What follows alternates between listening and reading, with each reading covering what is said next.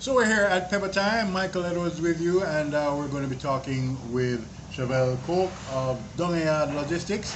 We already told you about how she kind of built the business and is still building the business. So we're going to direct you to her website and all the information at the end of this video. But now we're going to get into who is Shavel and why is it that you would have been led into this? Separate apart from what you told us about the family instance, tell us about the beginning, Shavel. So, Shavel is basically a jovial person. Whenever you're around me, I don't like negative energy around me. If you're gonna be around me and you have this down or gloomy look, I'm always gonna say something just to get you to smile, just to try cheer up your mood. I might say something silly, I might do something silly just to get to cheer you up. I'm from like a single parent family because it was always my mom and I. There were days when my mom is my dad. She's basically my mom and a dad at the same time. If I needed anything, it was her. It's always been her. There were days when we live in Jamaica, but we act like an American family. Okay. I don't What do you mean see by her yeah. like, sometimes in some homes in America where you don't see each other for days. Sometimes I only see my mom on a Sunday. Ah. Because where we live versus where she worked, she had to leave out way before I get up and come in way hours after I gone to bed. So there are days when I didn't see her. Sundays and Sundays are the only days I used to see her, because whatsoever it took for her to ensure that I have a roof over my head, I have proper clothing, food, that's what she's going to do. She's going to go all out. There were days when I remember at one point in high school when my mom, she worked and she had her last money that she had, and I needed her school shoes and she needed her work shoes. Instead of buying the work shoes for her, mine wasn't completely damaged. I could wear it probably another month, but instead she gave me the money to buy her shoes to go to school. She didn't have one.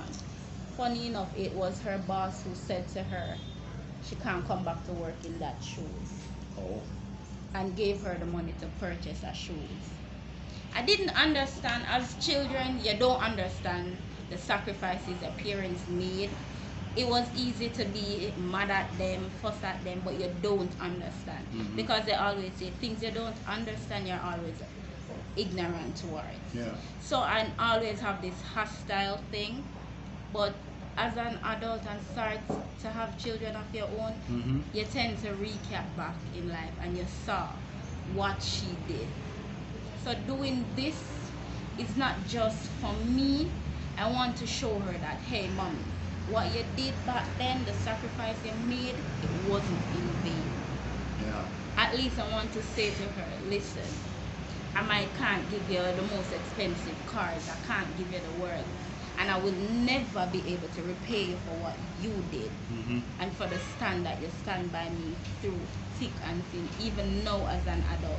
I can't repay you for that. And honestly, we can't repay a mother's love. We can't repay the sacrifices a mother does. But this that I'm doing right now, I want it to go out there. I want her to sit and can say, yes, that's my daughter. She did that. Yeah. My work didn't go in vain.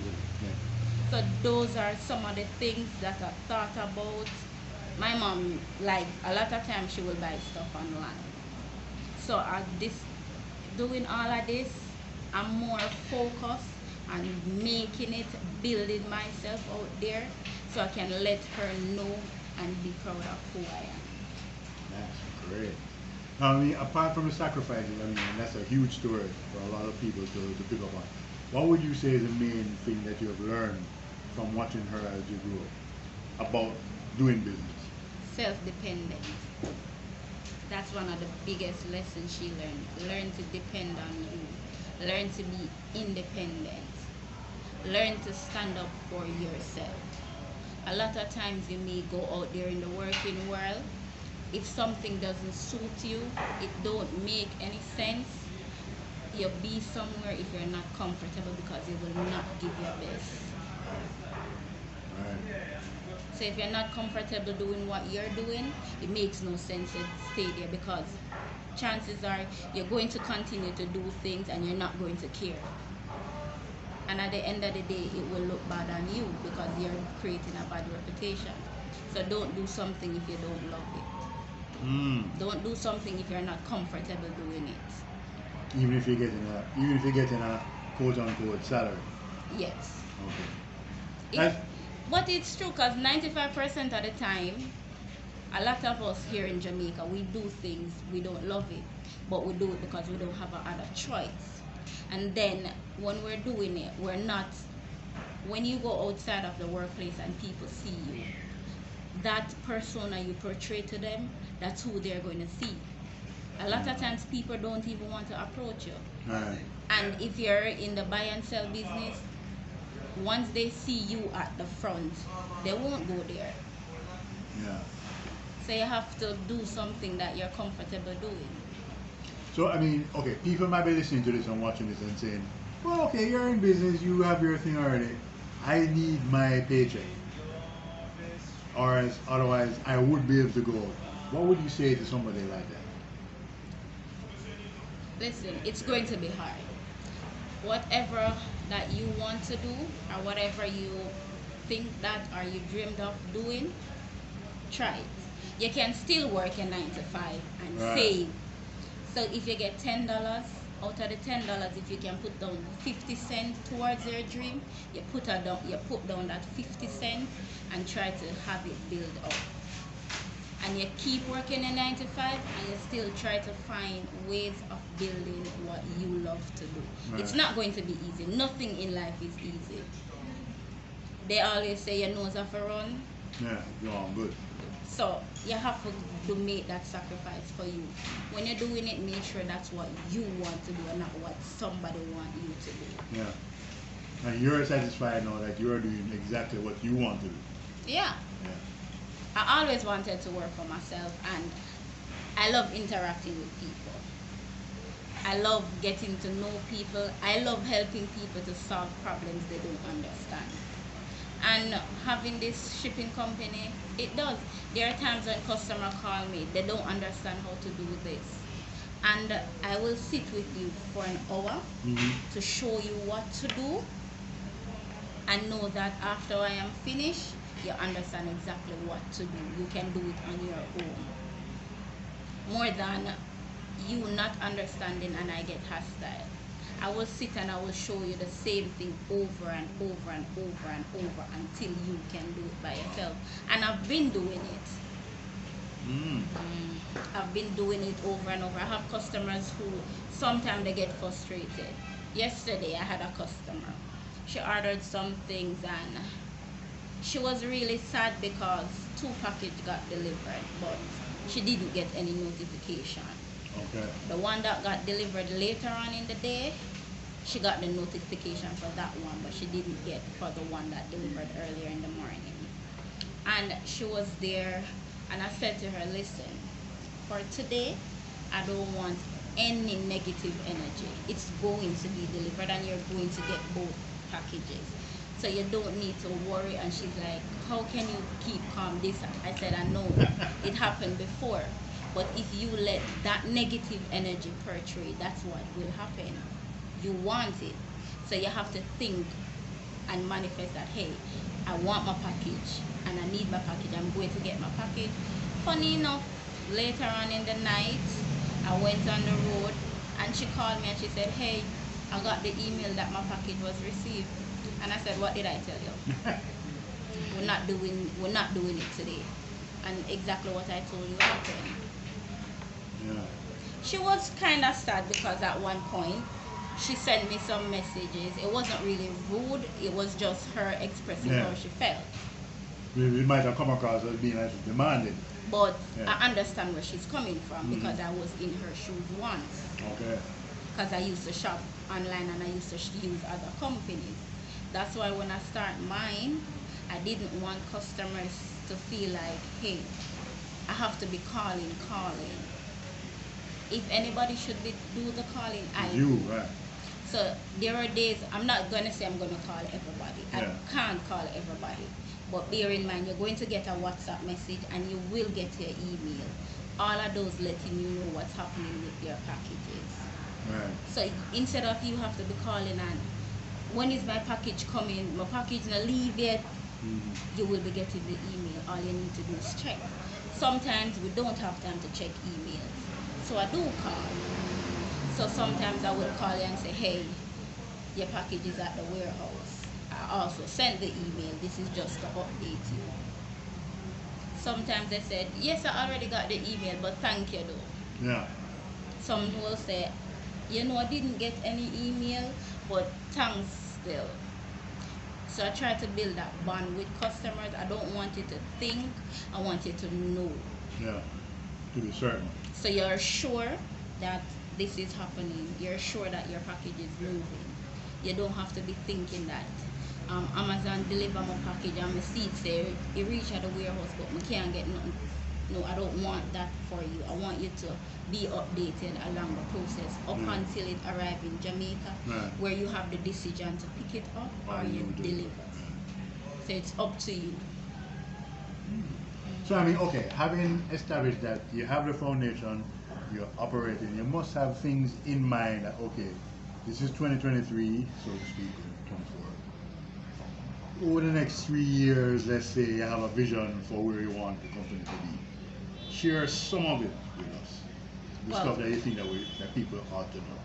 Well, for the next 3 years, I want to be not just here. I want to expand outside of Kingston. Sure. I want to have locations, even in Montego Bay especially, because a lot of persons in Montego Bay and Westmoreland have been reaching out. One customer said to me that, hey, why don't you just come to Montego Bay because their rates are extremely affordable. So I want to go outside of Montego, outside of Kingston. Sure. And I don't just want to do import, I want to be able to export. So I want people, look at our local Jamaican gizzard, and a lot of American people love those things. So if you have persons who are here, want to send things to their family at an affordable rate, I want that. I want to be able to send a piece of Jamaica over there, just like how they send a piece of America to here. So those are things that I want, and those are things that I'm trying to establish. And would you want it so that people can also buy the things from abroad here? In other words, the gizzard and the treats and whatever else, would there be like a store that people in Los Angeles or New York can select from and then you send out this? Yeah, well, Jamaica has a few stores. Yeah, we have a few, but that.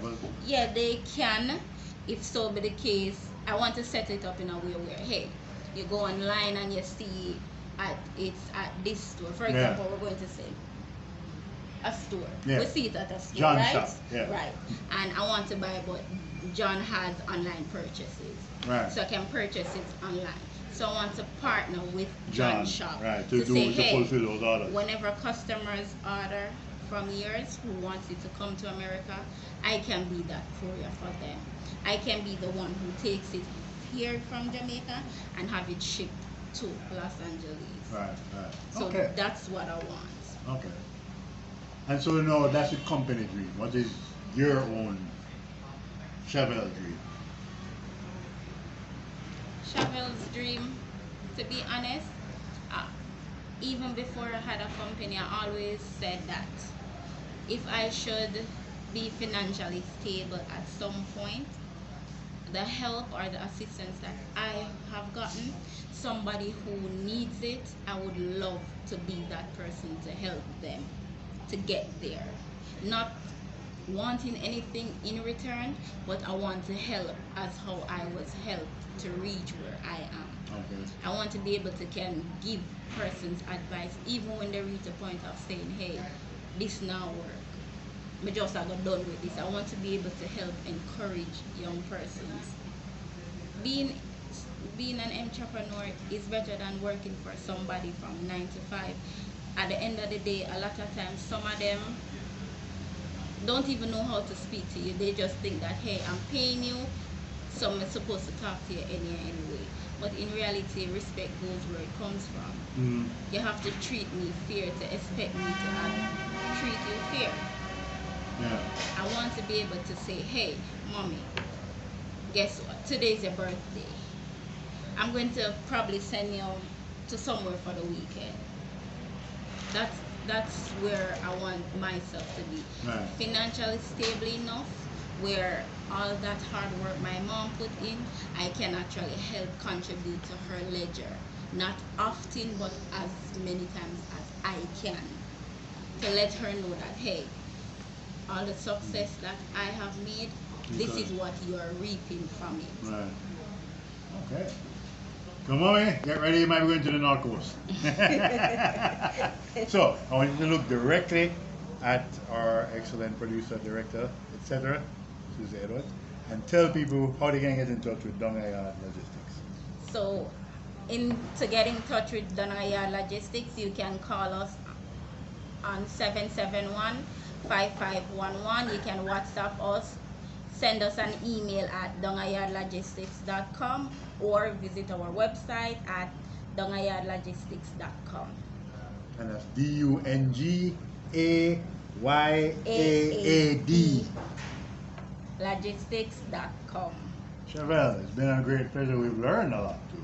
So I want to say thank you very much for taking the time. And it's not the last time we're going to talk, but we're going to make sure that Dungayaad gets out there, yard and abroad. I really appreciate it. Thanks a lot. You're so welcome, and thanks for having me. Oh yeah, our pleasure. So, tune in again, Smackers. We're going to have another interesting personality with some more great stuff. Just stay with our channel. Kozmik Levels, Michael Edwards, signing off.